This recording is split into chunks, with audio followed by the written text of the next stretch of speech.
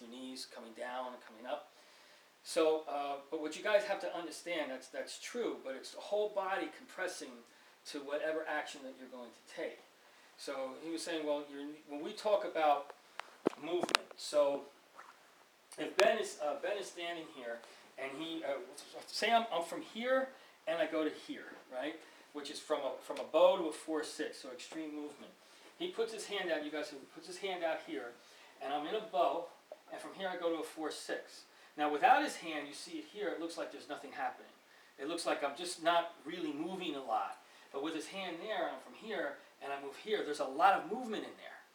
So when you take that and you examine all this motion from here, so if his hand is here and I'm moving this way here, you see how much movement is here, right? What we call like the Elvis motion here. And all this, right? You're moving all this movement here. It's very, very subtle. Now, getting that range and shrinking everything down, which we don't have to rediscuss, all of that coming down in your spine, all of that working, it's not a bending motion. You know, like if he's standing here, right? If he's standing here, and I'm coming here, I'm not bending. So my knee isn't bending past, like in Tai Chi, you know, you're supposed to, when you're coming down, kind of keep your knee even with your toe. Right. Right? So I'm not going like this if I want to hit. I'm not going like this here to come in, because then also you start working on the ball of your feet instead of having it throughout the whole foot. So this here is your yin-yang. Here, when I'm coming up this way here, you know, this is what's going to give me speed of motion. So if I'm coming down, this foot quickly moves. If I'm even, I have to readjust my motion to move. So one's got to be yin and one's got to be yang. So you're never really on the balls of your feet. So that shrinking down action that we're talking about has to amalgamate with your leg work, but it's the hip work, and it's that sinking. Sometimes you have to, you know, you kind of curve in your body because it kind of pushes things out, or you're coming down to have that extra reach, but it has to begin here. So I don't want you to misconstrue what you were saying earlier, that if Paul is standing here and I want to reach him, let's say I'm further away, and I reach him, that I'm going to shrink down here and I'm moving my knee this way like I'm fencing, you know? It's more condensed.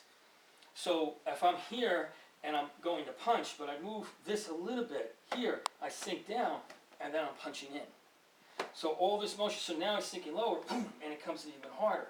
So I'm all at this type of level. It's never this movement. If you have to move this way, then you're not doing it. You know, don't throw it. You know, you just don't throw it. So me and Paul, we're standing against each other, right? We're moving here, he's moving around, I'm moving around, and he's like, say you're moving this way here, right? He's like doing here, right? Boom! This would be my move.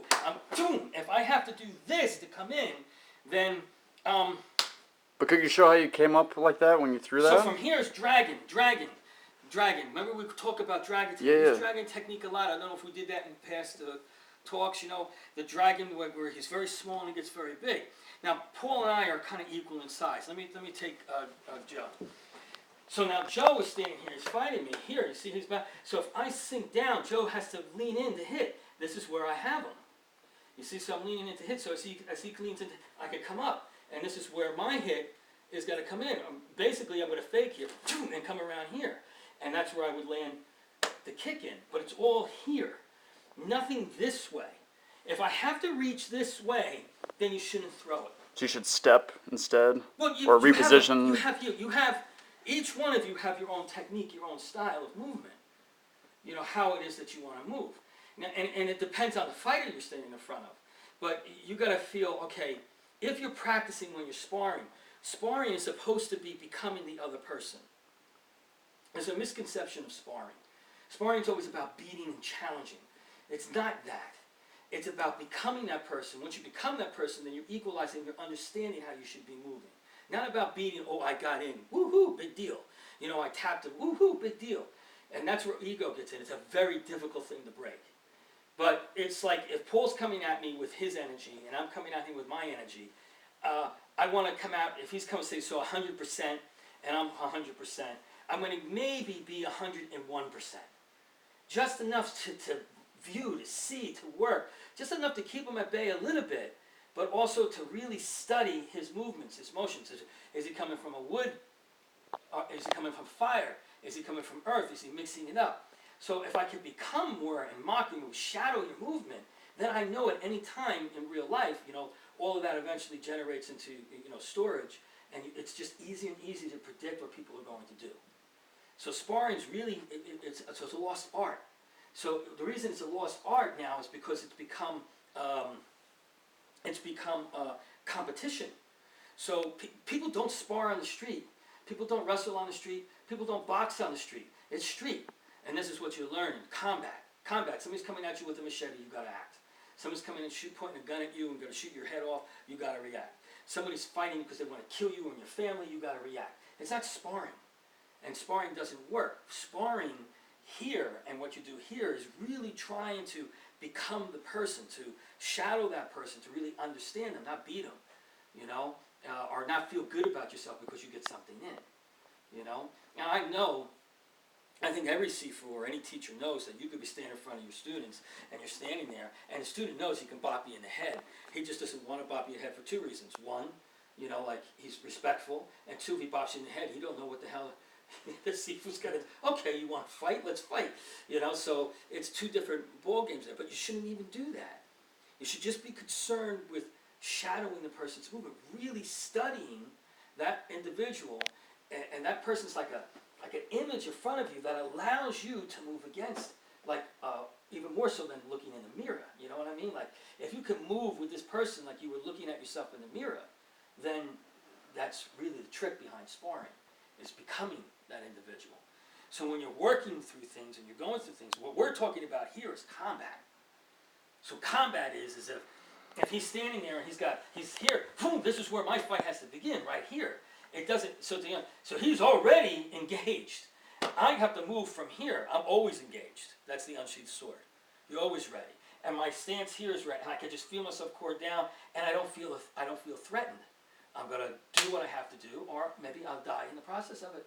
Maybe he gets the gun to my head, or has this wicked, awesome, deadly dragon punch that he hits me in the face with, Dragon Ball Z or something, whatever happens. But it's not personal, it just is what it is. Wait, so what if it looks like if he's back farther, and instead of coming up to take your position, that you come in Same thing, you're already predicting that. So if he's here and I'm here. And you're gonna go and So if he takes attack his position, or if he rushes, you just see where you're gonna be coming in. It's really easy, because that's the viewing that you have to do. When you view, you always view this. It's almost a matrix. It's like the person comes at you slow. If you're in a ring, those guys, say the ring fighters, like mixed martial art guys, they come at you so fast, and they're big, So they go sit there, boom, and they're coming at you. But really, in combat, that moves slow, because as you come in, you can hit them with so much force and power, but it's not ring, and that's what I'm trying to say. And what's happened to the arts, it's become more competition and ring fighting than really the study of the art and what the spirit of the art is, Mortal Kombat. And there's just a difference, So it's all these different slices of pie that really have to make up what you're doing. So Paul takes a stance, again, getting into what I want you guys to work on today. If I'm here, and say, so this is our fight stance, but say I take a position from here. The movement here is shifting my hip. So I want to come across here. This is where I feel I want to hit him, because he feels protected here. So what I'm going to do is I'm going to cross my hand this way. Watch for this hand in here and cover both of these legs. Come across here, and I'm only moving from here, right? Still giving that illusion like I have to reach, right? I'm only moving from here to here. So my movement only moves this much. It doesn't have to do this. My movement was this much. I core down, I sink. Now this hand's going to move here, boom, and I'm coming in without leaning. Boom, and I'm hitting solid. Plus, it allows me for any attack that he comes with. Say I don't land that punch, or he comes in just as I'm throwing it and he grabs me, I'm still grounded. I still have a lot of power to come in with those punches that I like to do nice and close.